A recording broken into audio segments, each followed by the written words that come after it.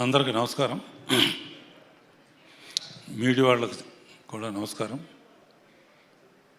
అసలు నేను ఎందుకు ఇక్కడ ఉన్నాను నాకు అర్థం కాలేదు.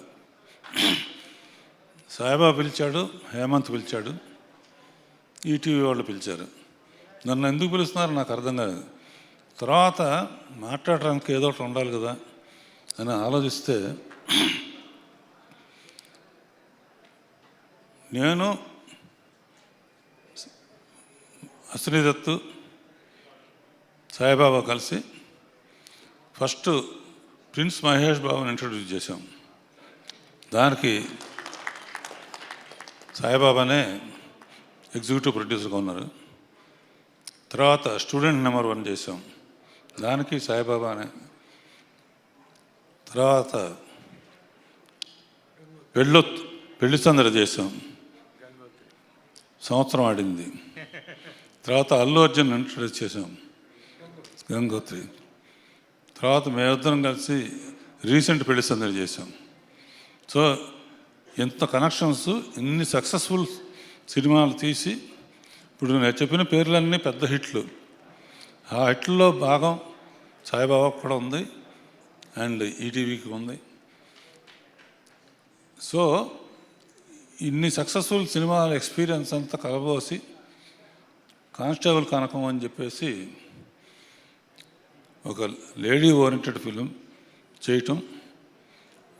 అందులో వర్షాబుల్లం అంటే అమ్మాయి పిక్చర్లు చూశాను, చాలా మంచి ఆర్టిస్టు. దీనికి రెండో లింక్ ఏంటంటే ఈటీవీ అనేది రామోజీరావు తర్వాత బాపిరెడ్డి గారు వీళ్ళందరూ సహకారంతో ఫస్ట్ డైరెక్షన్ తప్ప నాకు ఏమీ తెలీదు, డ్రైవింగ్ అంతే. డైరెక్షన్ లేకపోతే ఏమైపోతాను, కొత్త వాళ్ళు వస్తారు, మనం పక్కగా జరగాలి అనుకునే టైంలో అప్పుడు ఆలోచన వచ్చింది, సీరియల్స్ కూడా సినిమాలాగానే ఉంటాయి కదా, సో సీరియల్స్ పెట్టుకుంటే మరి చాలా బాగుంటుందని రామోజీరావుకి బాపిరెడ్డి గారు చెబితే తప్పకుండా మీరు చేయండి అని ఫస్ట్ శాంతినివాసం అనే సీరియల్తో 30 ఏళ్ల క్రితం మా జర్నీ ఈటీవీతో జరిగింది. ఆ శాంతినివాసానికి రాజమౌళి డైరెక్టర్ సెట్ మీదకి ఫస్ట్ టైం చేస్తున్నాడు కదా, పెద్ద కాంబినేషన్ ఉంటే కంగారు పడతాడు అని వెళ్ళి చెబితే రష్ చూస్తే నేను చెప్పిన దానికన్నా బాగా తీసేవాడు. అందుకనే వాళ్ళ ఇండియాస్ నెంబర్ 1 అయ్యాడు. దానికి మా హేమంత్ ఎడిటింగ్ కూడా చేశాడు. అప్పటి నుంచి మా జర్నీ ఉంది. అండ్ మెయిన్గా కానిస్టేబుల్ కనకం తీస్తున్నప్పుడు సాయిబాబా ఎప్పటికప్పుడు టచ్లో ఉండి ఆ డైరెక్టర్ చాలా బాగా చేస్తున్నాడు, ఎప్పుడైనా మిమ్మల్ని కల్పిస్తానన్నాడు.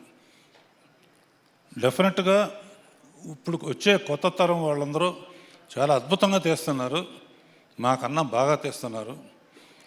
అంటే కేవలం మేము డ్రామా నమ్ముకునేవాళ్ళం, ఇప్పుడు వీళ్ళు డిఫరెంట్ టైప్ ఆఫ్ అప్రోచ్ల్లో బాగా తీస్తున్నారు. తీసిన డైరెక్టర్కి అండ్ ప్రశాంత్ అండ్ శ్రీరామ్, హేమంత్, విష్ణు, మిగతా అందరికీ.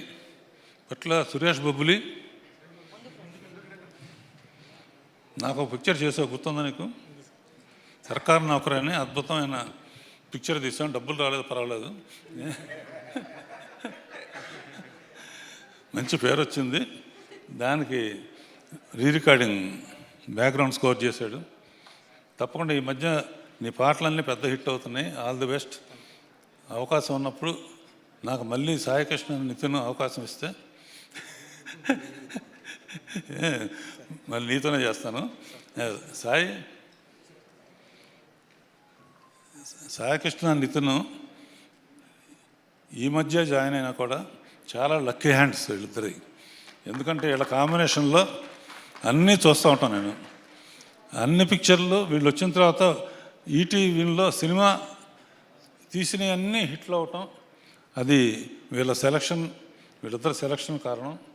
And all the best. నాకు కూడా ఒక అవకాశం ఇస్తామని ఆశిస్తున్నాను. తర్వాత Varsha, and I been watching your movies.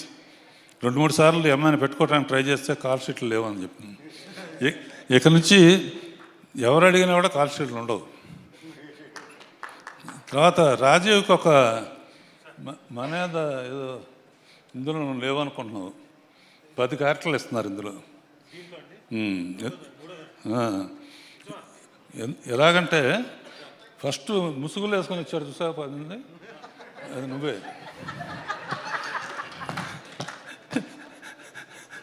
తర్వాత ఓపెన్ అవుతుంది సస్పెన్స్ థ్రిల్లర్స్ కదా.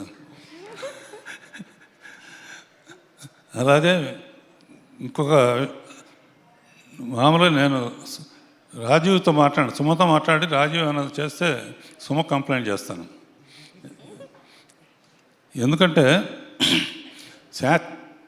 శాంతినివాసం 500 ఎపిసోడ్స్ అంత అయితే ఇది బాగా ఆడుతుంది, ఎక్స్టెండ్ చేయమన్నారు. ఎక్స్టెండ్ చేయాలంటే నాకు తెలియదు, ఓ సినిమా ఇక్కడ శుభం కార్డు వేసిన తర్వాత మళ్ళీ తీయాలంటే అట్ట. అప్పుడు ఆలోచిస్తే అప్పుడు రాజీవ్ చనిపోయి ఉంటాడు శాంతినివాసంలో. రాజీవ్ని బతికిద్దాం,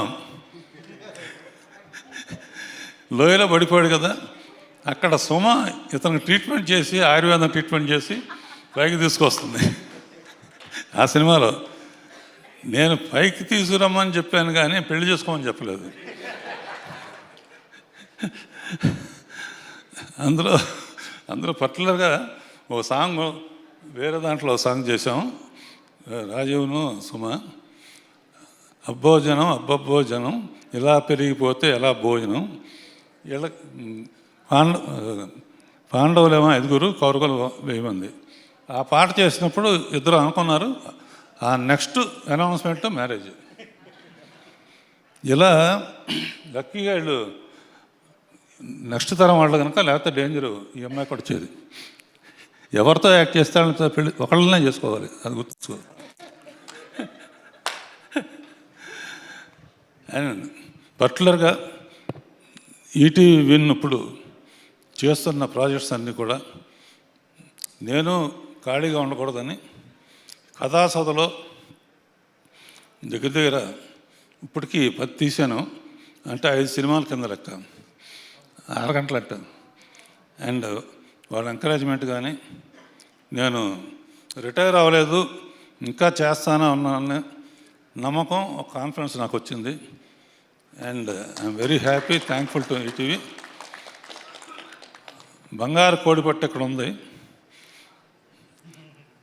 డిస్కో శాంతి సిస్టర్ అని ఇప్పుడే తెలిసింది నాకు. సిస్టర్ అమ్మా, మా ఘరానా మొగుడులో బంగారు కోడిపెట్ట అనే పాట పెద్ద హిట్. అలా ఈ అమ్మాయి క్యారెక్టర్ కూడా చాలా అద్భుతంగా ఉంది సినిమాలో. అండ్ బాహుబలి 1 తర్వాత బాహుబలి 2 తీసాం, బాహుబలి 3 కూడా తీయమని కొంతమంది అంటున్నారు. అలాగే ఈ సినిమా సీజన్ 2 కాకుండా సీజన్ 3 తీయమంటున్నారు కనుక అది కూడా బాహుబలి లాగా హిట్ అవుతుందని ఆశిస్తున్నాను. ఎవరు మర్చిపోయి ఉంటే క్షమించండి. Thank you sir. నేను మర్చిపోయాను. Thank you sir, thank you so much and thanks for coming and gracing the event అండి. మరొకసారి ప్రత్యేకమైన కృతజ్ఞత తెలియజేసుకుంటున్నాం అశ్విని దత్ గారికి అండ్ రాఘవేంద్ర రావు గారికి. మీరు ఎప్పటికీ రిటైర్ అవ్వకూడదు.